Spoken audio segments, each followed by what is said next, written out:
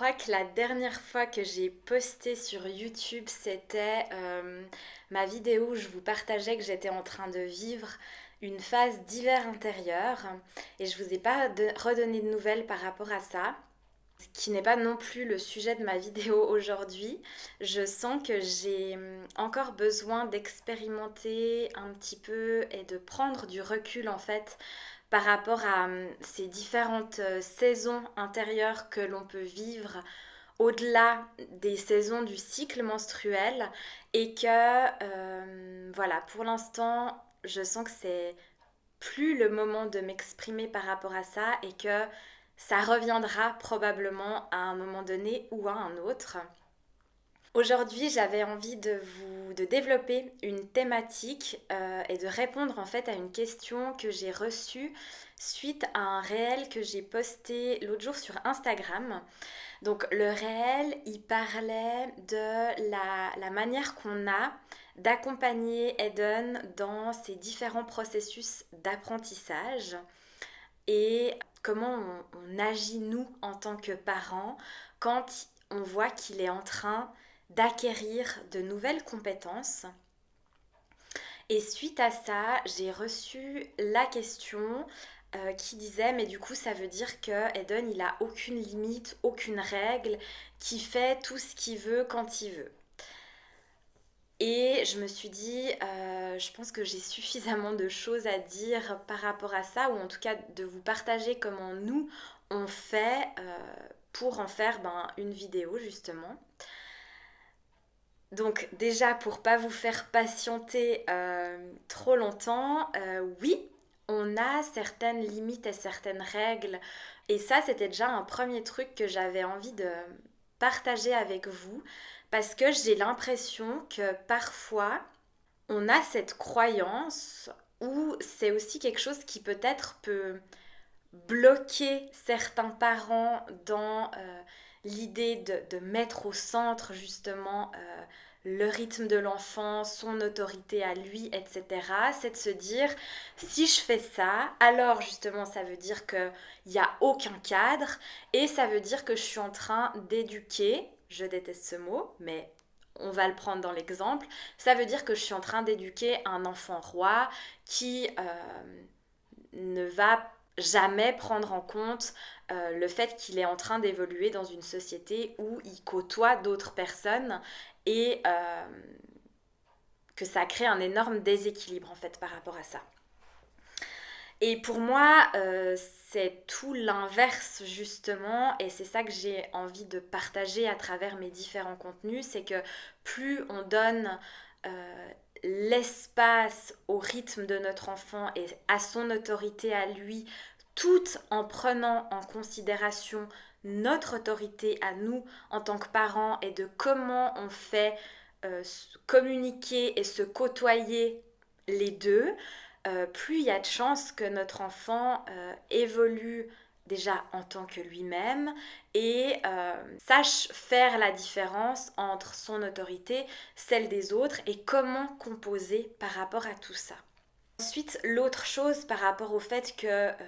oui, il y a certaines limites et certaines règles que je vais un petit peu développer dans cette vidéo, c'est que justement ces limites et ces règles,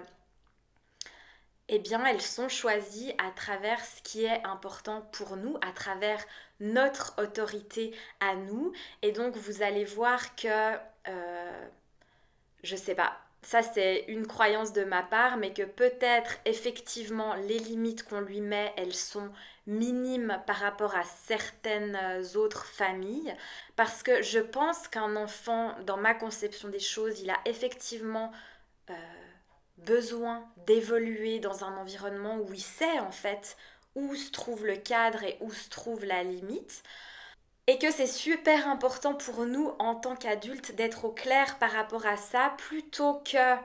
d'avoir des limites dont on ne sait pas vraiment pourquoi on les met, d'où elles partent, est-ce qu'elles nous appartiennent vraiment ou est-ce qu'on essaye de reproduire des limites que on a vues ailleurs ou avec lesquelles nous-mêmes on a été éduqués, etc. Et donc globalement, les seules limites que nous, on va lui mettre sont celles liées à sa sécurité, à la sécurité des objets qui vont l'entourer, à la sécurité ou au respect des personnes qui vont l'entourer. Et au niveau des règles, je différencie un petit peu les limites et les règles, ou le cadre en tout cas. Bien évidemment que s'il est en train de faire une activité ou alors qu'il a envie d'aller dans un endroit de l'appartement, etc., alors que moi, j'ai besoin à ce moment-là de sortir, faire une course, ou bien qu'il a envie de jouer dans une pièce et que, je sais pas, j'ai envie de mettre une lessive ou j'ai envie d'aller aux toilettes, etc., ben à ce moment-là, je vais prendre en compte aussi mon besoin à moi et lui verbaliser le fait que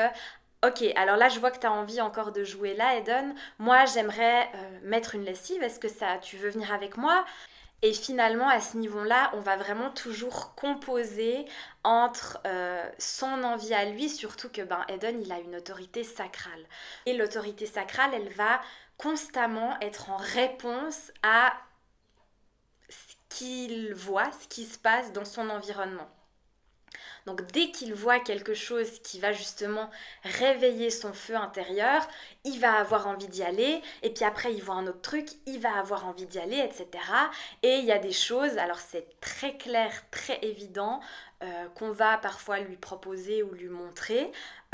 et où ça va faire un non directement, et donc dans ce cas-là, on va clairement pas insister parce que euh, cette autorité sacrale, elle est liée directement au niveau d'énergie qu'il va avoir, et donc plus il va faire des choses qu'il aime et qui allument ce feu intérieur, plus il va avoir l'énergie nécessaire pour continuer, et plus il est connecté à cette énergie, plus il la brûle au fur et à mesure de la journée jusqu'à être complètement épuisé, et plus à ce moment-là, eh bien, il va pouvoir avoir un repos qui est récupérateur pour lui, au contraire de, parce que là, j'entends du coup les parents qui peuvent se dire mon fils il est inépuisable, il a beaucoup trop d'énergie, j'aimerais qu'il en ait moins. Le problème, si on éteint le feu sacral de nos enfants et que constamment, quand il a envie d'aller vers une activité, on va lui dire non et on va le couper de ça, ben effectivement, petit à petit, il va baisser son niveau d'énergie. Il va être peut-être fatigué plus rapidement, mais ça veut dire également que son repos ne sera pas aussi récupérateur, et que donc petit à petit on tombe dans le cercle vicieux d'un enfant et ensuite d'un adulte qui est fatigué, qui n'a pas d'énergie, qui n'a pas de plaisir dans ce qu'il fait, etc., etc. Ça pourrait faire le sujet d'une autre vidéo. Mais donc voilà, du coup, au quotidien, on va vraiment composer entre les moments où on lui offre tout l'espace pour aller vers tout ce qui lui fait plaisir et on est disponible, on l'accompagne, etc. Et les espaces où ben, nous aussi, on a des choses à faire, et pour nous, ça c'est aussi un truc ultra important de ne pas attendre qu'il ne soit pas là pour faire les choses du quotidien. Et c'est important pour nous, et donc ça pourrait peut-être faire partie de nos règles ou en tout cas de nos valeurs. C'est important pour nous de lui transmettre qu'il y a des choses à faire pour maintenir le quotidien à flot. Donc il y a des lessives à faire, il y a un lave-vaisselle à remplir, à vider, etc. Et on l'inclut vraiment là-dedans parce que, alors bien évidemment qu'à son âge, Eden ne va pas nous dire j'ai trop envie d'aller mettre une lessive. Mais par contre, il a totalement accès au lave-linge, il aime bien jouer avec la porte, il aime bien toucher sur les boutons, etc. Et donc quand j'ai besoin de mettre une lessive, ben, il est déjà au courant que c'est dans cette pièce que ça va se passer. Et s'il est en train de faire X ou Y activité, ben je vais lui dire tu viens Eden, on va aller mettre une machine, tu viens avec moi. Et donc du coup je vais trier les vêtements, je vais les mettre dans la machine, il va pouvoir assister à ça, il est tout content, quand je lance la machine il est tout content de regarder, etc.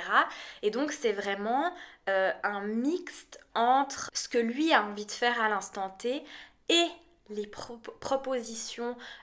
qu'on va pouvoir inclure dans tout ça, qui permettent également pour nous de réaliser ces tâches du quotidien et surtout de lui permettre de prendre conscience que ça peut être des activités qui sont chouettes à faire en fait et aussi des moments de partage entre nous. Au-delà de ça, je vous parlais du coup des limites qu'on lui met en lien avec sa sécurité, la sécurité des objets et la sécurité / le respect des personnes qui l'entourent. Pour autant, on n'est pas du tout dans l'optique de créer un environnement qui soit aseptisé au niveau du fait de retirer en fait tous les objets ou toutes les choses qui pourraient menacer sa sécurité ou la sécurité des objets. On est plutôt vraiment dans l'optique de le faire évoluer dans un environnement où il y a des choses plus fragiles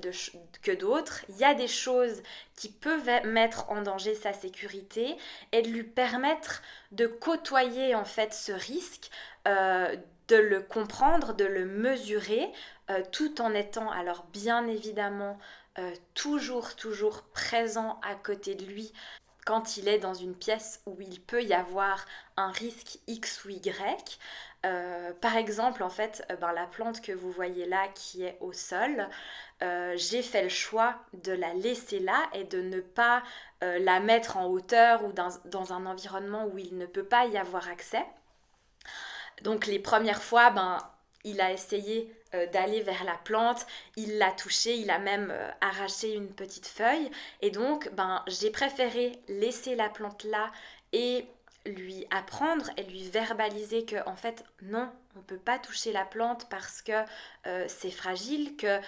j'ai pas envie qu'elle soit déchirée, j'ai pas envie qu'il la casse, etc. Et donc en fait maintenant il peut totalement parfois être à côté de la plante, avoir le bras qui la frôle et pour autant ne pas du tout la toucher et avoir vraiment compris que ça c'était un objet qu'on laissait tranquille et avec lequel on ne jouait pas. Il y a certaines choses avec lesquelles la répétition verbale nécessite de se faire de façon un petit peu plus intense. Par exemple dans la cuisine, maintenant il est suffisamment grand pour quand il lève les bras pouvoir tourner les boutons des plaques de cuisson et donc là il va encore essayer de le faire actuellement, donc moi ça nécessite de répéter que non, tu peux pas en fait tourner les plaques de cuisson parce que sinon regarde, en fait si tu allumes une plaque sans que je le vois et qu'il y a une plaque qui est en train de chauffer alors qu'il n'y a rien dessus, en fait c'est dangereux, c'est pas ok. Et donc ça c'est encore un processus que je suis en train de répéter. Pareil dans ma cuisine j'ai un petit meuble où j'ai des bocaux en verre. J'ai réaménagé malgré tout un tout petit peu ma cuisine parce que j'avais tout un endroit où en fait j'avais une planche en bois qui était posée sur un support mais c'était assez bancal, il y avait des objets dessus, etc. Et donc c'était un coin où alors il avait très bien compris que du coup il pouvait pas aller s'appuyer là-bas, mais comme on est régulièrement dans ma cuisine, j'avais quand même envie de pouvoir vraiment lui offrir un espace où il puisse jouer en toute liberté, plus grand que ce qu'il y avait quand il y avait cette espèce d'installation à l'époque. Donc ça, j'ai vraiment fait évoluer. Mais par contre, j'ai toujours une petite étagère où j'ai certains bocaux en verre qui sont à hauteur d'Eden et j'ai fait le choix de laisser ça comme ça et quand il s'approche en fait de lui expliquer que ça se casse et que du coup non on peut pas jouer avec, qu'il a le droit de regarder, il peut toucher mais par contre il peut pas sortir les bocaux, ça risque de se casser, etc. Et il le sait très bien en fait. Ça je dirais que c'est ça se situe entre l'exemple de la plante où il a bien compris que c'était même pas nécessaire d'essayer de la toucher et l'exemple des plaques où actuellement il va encore régulièrement aller essayer. Les petits bocaux en verre, il va s'approcher, il va se retourner, regarder si je le regarde et il sait en fait que c'est pas possible et du coup il va s'arrêter là. Pareil du coup dans mon immeuble, il y a la cage d'escalier. Maintenant il aime bien aller grimper les escaliers. Par contre, je lui apprends que c'est pas possible ou que c'est pas sécuritaire en fait qu'il s'approche de la barrière parce que les barreaux sont trop espacés en fait, c'est trop dangereux, il risque de passer à travers. Donc là aussi en fait, il sait que, et je trouve ça incroyable en fait, à quel point donc pour rappel, il a 13 mois, à quel point il comprend les choses et à quel point en fait il peut frôler la barrière, passer à côté, mais il a compris que il pouvait pas en fait aller se tenir à elle ou jouer avec elle, etc. Et donc je trouve ça incroyable en fait de voir à quel point le dialogue est présent entre nous et à quel point en fait, ouais, comme je vous dis, il côtoie cet environnement dans lequel il y a des risques et à quel point il le comprend et il peut évoluer avec ça. Ce qui est important aussi pour nous, en sachant que Eden, il a 2 maisons, il a l'appartement de David et il a mon appartement. C'est aussi de dire qu'il y a certaines limites que David lui met que moi je ne lui mets pas et certaines limites que moi je lui mets que David ne lui met pas. C'est important aussi parce que en fait on évolue dans un monde où ce qui est important pour quelqu'un ne l'est pas pour l'autre et donc c'est aussi une manière de respecter l'autorité de chacun et de mettre en lumière les différences de chacun que de dire avec papa c'est comme ça, avec maman c'est comme ça. Euh, Globalement, les grandes lignes, on est vraiment très connectés, j'ai envie de dire, dans notre manière de l'accompagner. Mais pour vous donner un exemple concret, chez moi, Eden, il aime bien jouer avec le matériel de cuisine, donc il va jouer avec ma bouilloire, il va jouer avec la plaque de cuisson, enfin la poêle. Pas la plaque de cuisson. La plaque de cuisson, il a bien compris que des fois c'était chaud. Donc la poêle de cuisson avec la spatule, etc. Donc chez moi, pour moi, c'est ok qu'il joue avec. Je lui fais prendre conscience aussi parce que des fois, il va mettre certains objets dedans. Donc si, de nouveau, la sécurité de la poêle est remise en jeu, je ne vais pas lui laisser aller frotter avec une cuillère en métal, mais par contre ces petites cuillères en plastique avec lesquelles on le nourrissait au début, s'il veut, il a le droit d'aller remuer dans la poêle avec, tandis que chez David, ça pour lui c'est une limite et c'est pas ok de jouer avec la poêle. A contrario, chez David dans son immeuble, la l'insonorisation entre les étages est un petit peu plus présente que dans mon immeuble à moi. Donc en fait, si Eden il a envie de jouer avec des objets, de les lancer au sol et que ça fait du bruit, etc., chez David c'est ok. Alors que chez moi, c'est pas ok parce que moi-même je peux être gênée par le bruit occasionné par mes voisins du dessus. Et donc moi-même, je n'ai pas envie, ou en tout cas j'ai envie de limiter la nuisance sonore que je peux créer et que je peux propager par rapport à mes voisins. Et donc là aussi, c'est quelque chose que je dois lui répéter régulièrement, mais qui comprend au fur et à mesure que non, on ne va pas jeter un objet qui fait du bruit au sol. Mais par contre, et ça c'est encore autre chose dans notre manière de l'accompagner, c'est pas parce que il ne peut pas faire du bruit à cet endroit-là avec cet objet-là qu'il n'y a pas d'autres options. Donc dans ma cuisine, il y a un petit tapis sur lequel il y a son petit terrain de jeu. Donc je vais vraiment lui dire, ok, là, non, tu peux pas mettre cet objet-là sur le sol où il n'y a pas le tapis. Par contre, tu peux jouer avec sur le tapis. Ou bien s'il a envie de faire du bruit, je lui donne d'autres options qui sont ok pour moi, mais qui ne se répercutent pas directement sur le sol de l'appartement. Donc voilà, je vais vraiment toujours lui donner des options en fait pour qu'il comprenne que dans ce contexte-là, c'est non et pour cette raison-là, mais par contre, c'est pas pour autant que l'objectif n'est pas de le frustrer ou de le couper dans son élan, euh, mais plutôt de lui montrer que il y a certaines options où c'est non, et il y a certaines options où on ouvre la possibilité de faire autrement. Je vais juste rajouter une petite précision parce que en me réécoutant parler, je me suis dit, on a la sensation que du coup, on fait tout ce qu'on peut pour lui éviter les frustrations, lui éviter les émotions inconfortables, etc. Et non, c'est pas ça. Encore une fois, je trouve que souvent la frontière, elle est fine entre faire notre maximum pour être à l'écoute de son autorité et composer avec la nôtre, et pour autant le fait que parfois il va avoir ou il va être face à une frustration ou il va pas être d'accord avec un non qu'on va lui imposer, et à ce moment-là ça va générer une émotion chez lui, et donc dans ce cas-là eh bien on va accompagner son émotion, on va pas chercher à la masquer ou à l'atténuer avec autre chose, on va pas non plus chercher à la banaliser ou à ne pas la prendre en considération. Voilà, j'avais juste envie de faire cette petite précision, que ça peut arriver qu'ils se sentent très frustrés de quelque chose, et donc dans ce cas-là, on va accompagner son émotion. Voilà. Voilà, un petit peu par rapport à tout ça. Et puis pareil, je vous disais, au niveau de la sécurité et du respect d'autrui, on va dire,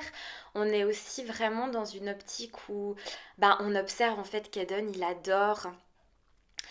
se rapprocher des gens, il adore entrer en contact, que ce soit avec des enfants, des adultes. Il a une très très grande sensibilité à l'énergie qu'il peut percevoir de son environnement et des personnes qui l'entourent. Et donc on voit très bien qu'il sent les personnes vers lesquelles il y a une ouverture pour créer le contact, et les personnes où c'est plutôt fermé et donc du coup il va pas le faire. Mais là aussi pour nous, en fait c'est tout à fait ok qu'il entre en contact avec les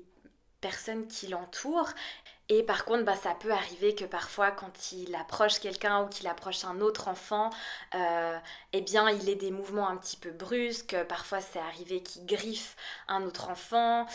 Il a eu une petite période où il mordait, il nous mordait, et parfois, il mordait d'autres personnes. Honnêtement, je pense que c'est lié au fait que, avant qu'il ait des dents, on lui donnait facilement notre doigt pour qu'il puisse,